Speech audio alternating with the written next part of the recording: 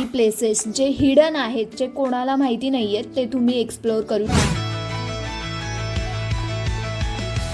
High guys, welcome back to my new vlog. आणि ह्या व्लॉगमध्ये मी तुम्हाला सांगणार आहे त्र्यंबकेश्वर जवळीलच काही प्लेसेस जे हिडन आहेत, जे कोणाला माहिती नाही आहेत, ते तुम्ही एक्सप्लोअर करू शकता एका दिवसामध्ये. जसं की हे गजानन महाराज संस्थान, ह्यामध्ये खूप काही पाहायला आहे आणि हे सुंदर मंदिर सुद्धा त्र्यंबकेश्वरला जातानाच स्टार्टिंगला हे संस्थान लागतं, त्यामुळे मी सजेस्ट करेल हे बघूनच तुम्ही पुढे चला. सेकंड प्लेस आहे आपलं स्वामी समर्थ महाराज गुरुपीठ, ज्याचा फुल व्लॉग मी आपल्या चॅनलवर टाकलेला आहे. अजून माहिती हवी असल्यास तो व्लॉग नक्की बघा.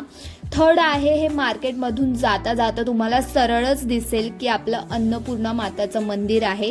अगदी हिडन आहे, इथे कोणीच जास्त जात नाही, त्यामुळे इथे शांतता पण खूप होती, गर्दी सुद्धा नव्हती, मंदिर अगदी सुंदर होतं.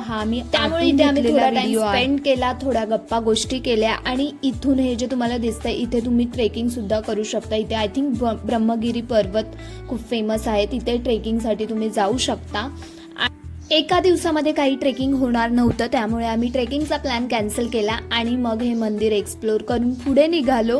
पुढे आम्ही कुशावर्त कुंडसाठी निघालो होतो. मार्केट फिरत फिरत पुढे आलो आणि ह्याला गोदावरी नदीचे उगमस्थान मानले जाते आणि इथे 12ही महिने पाणी आटत नाही. हे कुंड बघितल्यानंतर आम्ही थोडं मार्केट एक्सप्लोअर केलो, मार्केट फिरलो आणि अशी ही ठिकाणं आहेत जी की तुम्ही वन डेमध्ये फिरू शकता. तुम्हाला हा व्लॉग आवडल्यास, इन्फॉर्मेटिव्ह वाटल्यास please like, share, subscribe. Thanks for watching.